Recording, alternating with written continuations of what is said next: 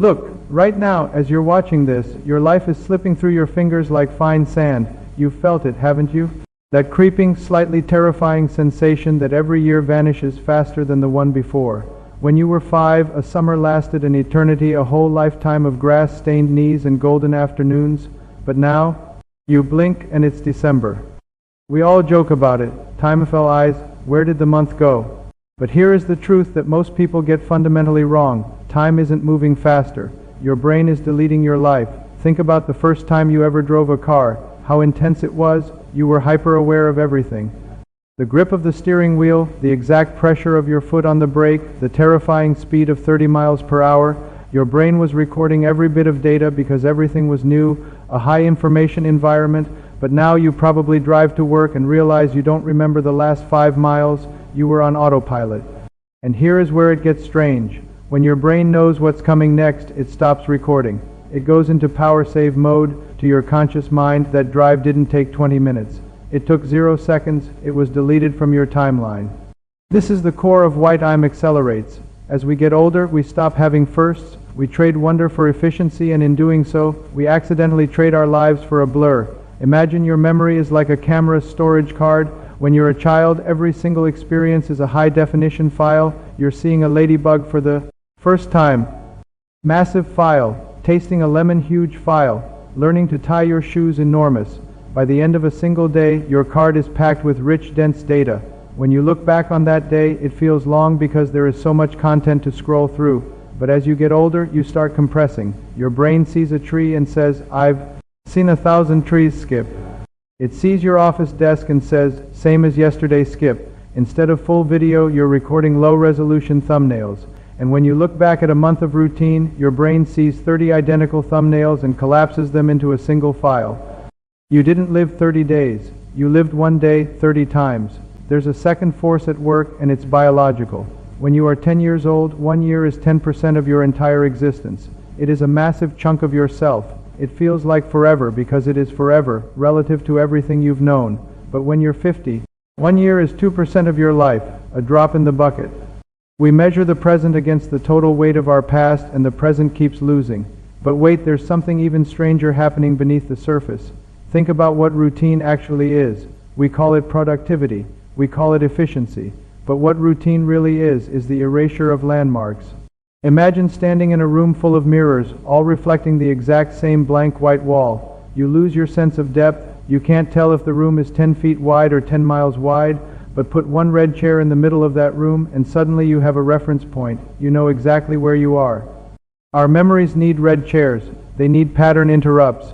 The reason time feels like it's accelerating is that we've painted our entire lives white. We've removed the landmarks. We've built a straight, smooth highway with no exits, and then we wonder why we're covering so much ground so quickly. Routine is the anesthetic of the soul.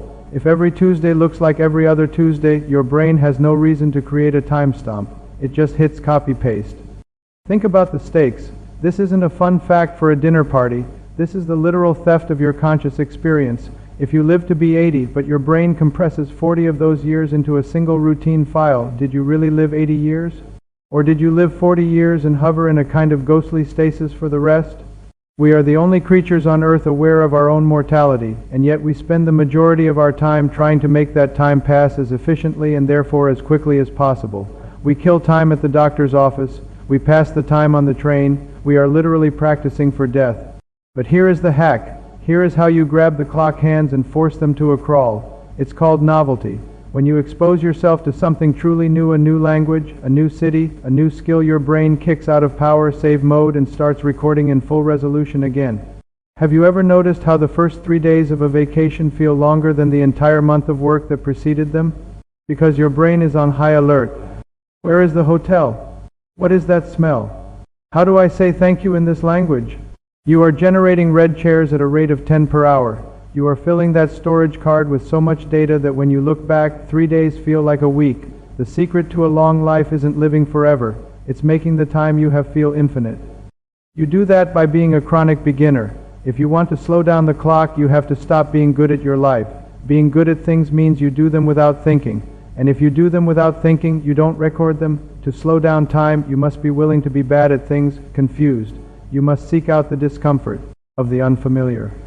Here is what nobody talks about: negative space. Think about music. A note held in silence lands harder than a note surrounded by other notes. The pause is what gives it meaning. Time works the same way. The moments we actually remember aren't always the loudest or the most dramatic. They're the ones that were surrounded by enough quiet and strangeness that our brains had no choice but to pay attention. We have designed our lives to eliminate all negative space. Every commute has a podcast, every meal has a screen, every spare second gets filled.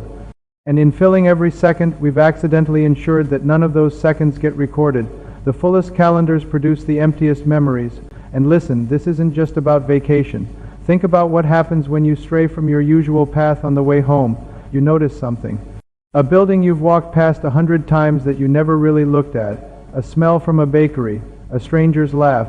These are tiny, almost embarrassingly small moments, but they are glitches in the autopilot. They force your brain awake. Wait, what's happening? And in that moment of what's happening, you just bought yourself a few more seconds of real life. Time is not a constant. It is a flexible fabric woven by your attention. Thin attention makes time fast. Dense attention makes time slow. Consider the stars. The light we see left its source millions of years ago. We're looking at a memory of the universe. Our own lives are the same. By the time your brain processes what your eyes see, that moment has already passed. You are always living in a tiny delay, a historian of your own immediate past, which means the quality of that history is the only thing that matters. Think about an ancient tree. A tree doesn't measure its life in minutes, it measures its life in rings. The thick rings were the years of rain and growth. The thin rings were drought. A safe, comfortable year leaves a thin ring. A difficult, unfamiliar year leaves a thick one. If you want to live a long life, you have to embrace the rain of discomfort and the wind of change. The universe doesn't actually have a clock. Seconds and minutes are human inventions, tools for coordination, that we accidentally turned into cages. The universe only has events. If you create more events, you create more universe. You are an explorer of the dimension of time, and you've been standing in the same square inch of the map. Go off the map, walk into the white space. Here's the truly uncomfortable part. Your own efficiency is your enemy. Your desire for smoothness is what's killing you. Every time you choose easy scrolling instead of reading, familiar food instead of something new, staying home instead of wandering a street you don't know, you are shaving a day off the calendar, not your official calendar, the one your memory is keeping. One day you will be at the end of the roll, and in that moment you will not think about your inbox or your most productive Tuesdays. You will think about the red chairs, the moments when time stood still because you were too busy being amazed to let it move. The universe is screaming at you with wonder every single second. The way light hits a glass of water, the way a stranger laughs, the way your heart beats without you ever asking it to. Every moment is a unique configuration of atoms that has never existed before and will never exist again. You are witnessing a universal first every time you blink. Don't make it a thumbnail. Make it a masterpiece.